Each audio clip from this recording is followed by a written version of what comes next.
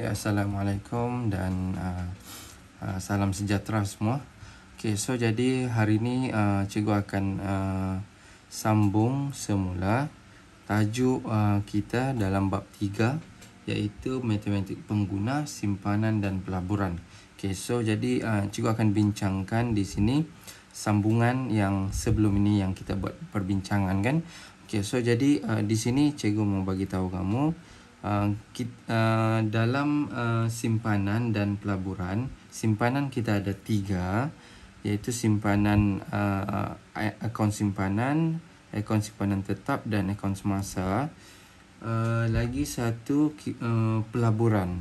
So dalam pelaburan kamu akan belajar 3 juga iaitu saham, hartanah dan amanah saham. Okey. So jadi untuk yang jawapan yang di atas ni, kalau dia tulis di sini unit amanah ataupun dalam bahasa Inggeris unit trust ya. So unit amanah ataupun unit trust ni dia samalah ya. So jadi dia dikenali sebagai amanah saham ya. Amanah saham lah sini ya. Amanah saham ni dia lebih kepada saham pelaburan yang berisiko tinggi. Maksudnya tahap kerugian dia tu sangat tinggi lah. Ya, risiko untuk rugi itu tinggi ya. Okey, so jadi seterusnya yang kedua, pelaburan yang kedua, ini pelaburan yang pertama. So pelaburan yang kedua ialah kita kenali sebagai hartanah lah ya. Pelaburan aset atas aset tidak alih seperti rumah, kedai, tanah dan sebagainya merupakan pelaburan dalam hartanah ya. Okey, dan yang terakhir kita kenali sebagai saham saja ya. Saham. So saham itu inilah dia, individu yang membeli unit kita panggil unit saham lah ya. Unit saham daripada sebuah syarikat merupakan pemilik syarikat dengan syarat tertentu. Saham ni lebih kepada risiko yang pelaburan berisiko rendah lah. Contohnya ASB, ASN, begitulah ya. Dia satu pelaburan yang mementingkan kepada keuntungan yang stabil, dan risiko yang rendah ya, risiko yang rendah. So itu kita kenal sebagai saham lah ya. Saham, so individu yang beli unit lah sini kita kenal daripada sebuah syarikat merupakan pemilik syarikat dengan syarat tertentu lah ya. So jadi kita ada amanah saham. Okey, amanah saham yang pertama, ini amanah saham ni risiko tinggi, hartanah. Okey, yang kedua, dan yang ketiga saham lah ya. Okey, seterusnya, so yang ini kita sudah bincang sebelum ni, iaitu faedah muda dengan faedah compound kan. So jadi itu kamu sudah faham lah kan. So ada 2 formula. So jadi cikgu harap kamu boleh faham lah ya. Ingat formula ini bila menjawab soalan lah nanti kan. Okay, so jadi seterusnya kita akan bincang. Okay, bincang yang inilah ya. Okay, seterusnya kita bincang pasal penyelesaian masalah lah ya. Okey. Kalau di sini kita tengok Suhaimi melabur, okey, dia buat pelaburan 24,900 okey. Dalam saham P. Okey, dengan strategi pemurataan. Strategi pemurataan ni maksudnya kamu pernah belajar purata kan. Okay, purata tu kita tambah semua, bahagi berapa bilangan kan. Itu purata lah, pemurataan. So dia ada bulan dia, bulan pertama dan bulan April dengan bulan Mei kan. So dalam bulan April, nilai saham 1 unit. Okay, 1 unit nilai harga dia ialah RM2.10. RM2.10 satu unit. So jadi kalau duit dia 24,000, ada berapa dia boleh dapat berapa unit dia akan dapat. Begitulah kan. So tapi di sini ada dua bulan kan. Bulan pertama lain harga unit dia. Bulan yang kedua harga unit pun menurun di sini kan, RM2.04. So jadi kalau kita mau kira berapa kos seunit dalam 2 bulan ini, kos seunit untuk 2 bulan, so kita kena tambahkan dahululah buat purataan, tambah dengan RM2.04 bahagi 2. So kita dapatlah sini untuk harga seunit kan, purata dia. So jadi kalau kita buat pengiraan, okey, sekejap okey, kita dapat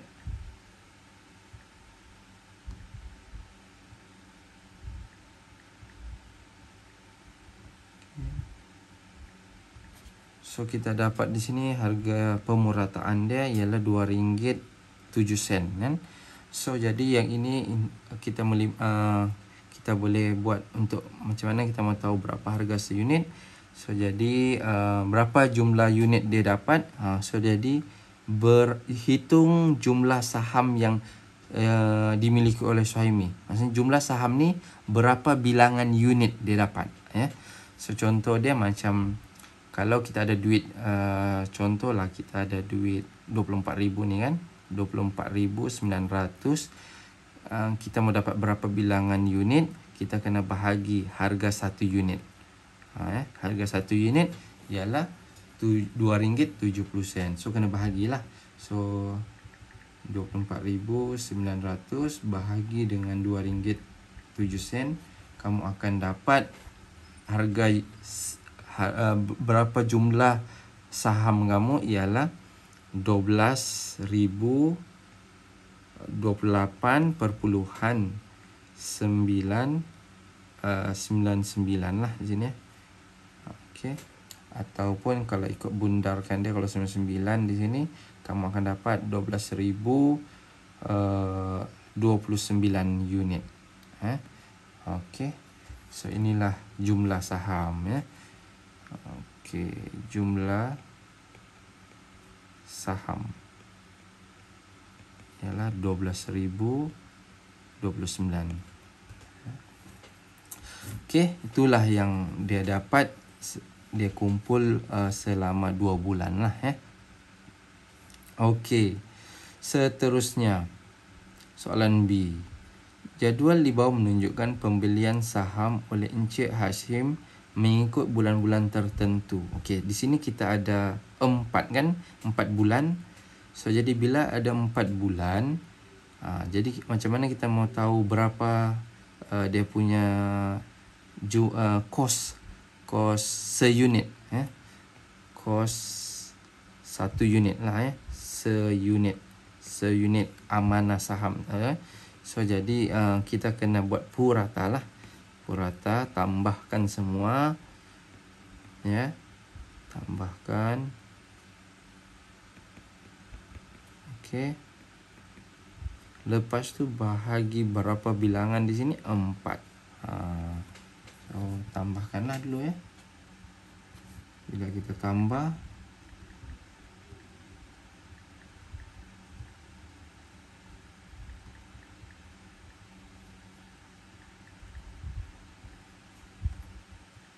bahagi dengan 4.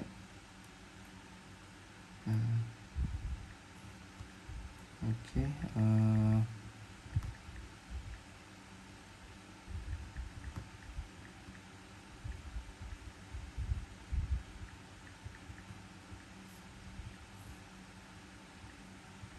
so kita akan dapat bilangan 2.16 seunit. 1 unit. Inilah kita akan dapat untuk 4 bulan. So jadi dia tanya situ, hitung kos purata seunit. Inilah ni kos seunit yang dimiliki oleh Encik Hashim ya. Itu ya sebenarnya kan. Kos purata purata kan, purata maksudnya buatlah purata kan. Begitu ya. So inilah jawapannya. Okey, sebenarnya Selvi melabur 8,000 dalam saham Q dengan kos purata seunit sebanyak, ini sudah purata berapakah jumlah unit? Jumlah unit. Okey, jumlah unit. So kita kena bahagi kan. Bahagi apa? Berapa dia laburkan? 8,000 bahagi dengan kos. Okey. Sini kita tulis dululah. Jumlah sini jumlah ataupun modal lah, modal lah kan. Modal permulaan permulaan bahagi dengan kos purata seunit. So bila kamu kira modal kita ialah ni modal. Modal. Yang ini kos purata ini kan. So jadi 8,000 bahagi dengan 3.2, RM3.20 So bagilah, tekan kalkulator lah kamu akan dapat 8,000 bahagi dengan 3.2. So kamu akan dapat jumlah unit ialah 2,500. Itu sahaja kan. Okey. 2,500 Okey, seterusnya. Okey. Senangnya ni soalan ni kan. Cari tengok ni. Kos purata seunit, kos purata. Purata maknanya tengok yang harga unit. Kos purata seunit. Ada 3. Tambahkan dulu semua bahagi 3. Itu soalan 1 lah. So 1.25 tambah dengan okey, ni kita tulislah dulu. Okey. 1 kos purata seunit. Okey, 1.25 tambah 1.24 tambah 1.22 bahagi dengan 3 kan. Okey. Lepas tu buatlah kan. 5 tambah 1.24 tambah dengan 1.22 bahagi dengan 3. So kamu akan dapat 1.24. Inilah harga purata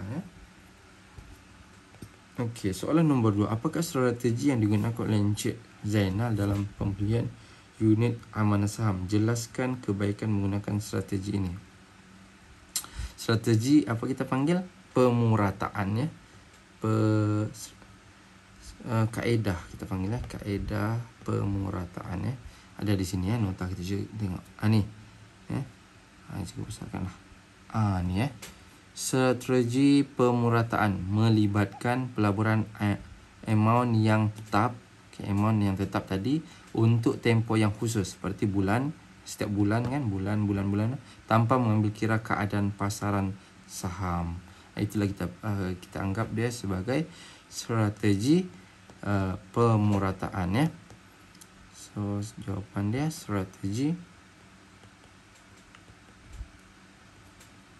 pemurataan purataan. Okey, kaedah kebaikan. So jelaskan kebaikan. Kebaikan dia mengurangkan risiko, kurang risiko lah kurangkan risiko risiko. Okey, orang risiko ni ialah rugi kurangkan rugi. Itu maksudnya strategi pemurataan. Okey. Meningkatkan sini kita boleh buat meningkatkan keuntungan.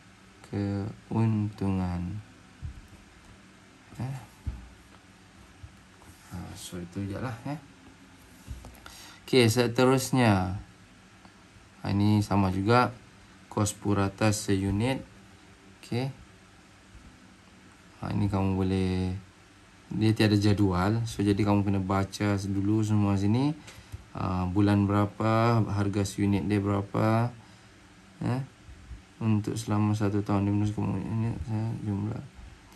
Okey, kena bacalah ni. Ini cikgu bagi kamu buat latihan lah yang ini. Okey, so ada 2 latihan. Oh, ada banyak lagi ni. Ada 3 lah latihan kamu. So banyak sikit lah So itu kamu kena buat sendiri. Okey. Seterusnya. Okey, kita tengok pengurusan kredit dan hutang menggunakan yang ini kita sekarang ni berada dalam keadaan darurat lah kira darurat COVID kan. So di sini kita ada kaitan lah Kamu pernah dengar juga perkataan tu kita panggil moratorium. Moratorium ialah satu kemudahan penangguhan penangguhan bayaran yang diberi oleh pembekal kepada pengguna. Kita panggil moratorium. Contohnya kita contohnya macam seseorang ni dia ada buat pinjaman di bank. So pinjaman itu perlu dibayar setiap bulan. Setiap bulan kena bayar sejumlah bayaran lah. Tapi dalam keadaan darurat sekarang ni pihak kerajaan dan pihak bank telah mempertimbangkan satu cara iaitu konsep moratorium iaitu kemudahan penangguhan, ditangguh dahulu bayaran setiap bulan itu. Contohnya setiap bulan perlu bayar 500. So 500 itu tidak payah bayar untuk tempoh 6 bulan contohlah Sekarang ni ada kemudahan itu. So moratorium ada banyak lah contoh pinjaman peribadi, pinjaman kereta tu setiap bulan kena bayar tapi disebabkan ada masalah gaji apa semua, so jadi adalah kemudahan ini penangguhan kewangan penangguhan bayaran itu satu. Dan yang kedua membawa maksud satu amount yang telah dipinjam tetapi belum dilunaskan. So inilah kita panggil pinjaman Pinjaman membawa maksud satu amount ataupun jumlah yang telah dipinjam. Itu pinjaman lah. Tetapi belum dilunaskan. Masih nama dia pinjaman Okey, itu pinjaman. Seterusnya, so ada 2 konsep sini, moratorium dan yang kedua pinjaman. Okey, seterusnya. Tuliskan B untuk menyatakan benar, P untuk palsu. Okey, Ali mendapat pinjaman perumahan daripada bank. Okey, Ali telah menampung hutang. Okey, maksudnya dia ada hutang lah. Menampung ni menanggung lah. So betul lah. Betul. Pinjaman perumahan Susan membayar balik pinjaman kereta. Susan telah menampung hutang. Dia bayar balik pinjaman kereta. Okey, betul jugalah Okey, Haris mendapat pinjaman peribadi daripada bank. Haris telah menerima kredit. Menerima kredit ni bermaksud kredit. Ini apa? Kredit dan hutang. Kredit ni Haris telah menerima kredit. Haris mendapat pinjaman. Pinjaman ni hutang lah. Pinjam peribadi daripada bank. Menerima kredit. Kredit ni kita kasih keluar. Kredit ni keluar keluar. Setelah menerima kredit ni ini palsu lah. Kredit ni ialah duit keluar. Maksudnya contoh kita berbelanja, itu kredit. Berbelanja kredit lah. So ini mendapat pinjaman peribadi, itu hutang. So Haris telah menerima kredit, telah menerima hutang. Kredit. Okey.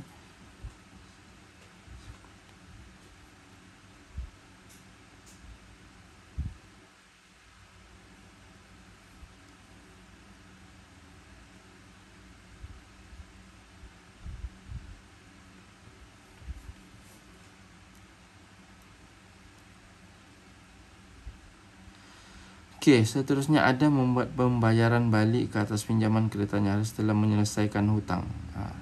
Ini baru betul Membayar balik ni maksudnya kita menyelesaikan hutang lah bukannya menerima. Menerima. So ini betul. membayar. Kalau ini Susan membayar balik pinjaman kereta, dia bayar. So adakah dia menampung hutang? Dia bayar. So ini yang palsu lah palsu betul lah. Beginilah Okey, seterusnya konsep lagi pilih pengurusan kredit dan hutang. So kredit, kita ada hutang. Kredit ni menerima kredit dan hutang yang bijaksana, dan tuliskan hurufnya di dalam, rajah di bawah. Okey. Membawa belanjawan. Membuat belanjawan. Okey, membuat. Okey. Choose the smart management. Macam mana kita membuat belanjawan? Okeylah, perlu kan? Kita perlu membuat belanjawan. Kita kena buat perbelanjaan lah, mengatur kita punya perbelanjaan. Itu kita membuat. Maksudnya membuat belanjawan ni, kita perlu beli ini, tidak perlu beli ini. Macam itulah kita membuat belanjawan lah. Okey, so jadi ini A, perlu ada pengurusan kredit dan hutang yang bijaksana lah Okey, B, meminjam dengan banyak. Itu tidak boleh. Meminjam dengan banyak tu bukan pengurusan kredit dan hutang yang bijaksana Kredit ni kita berbelanja, dan hutang tu kita buat pinjaman. Itu hutang lah Kredit ni kita berbelanja. Kredit ni mengeluarkan duit, berbelanja. Kredit berbelanja.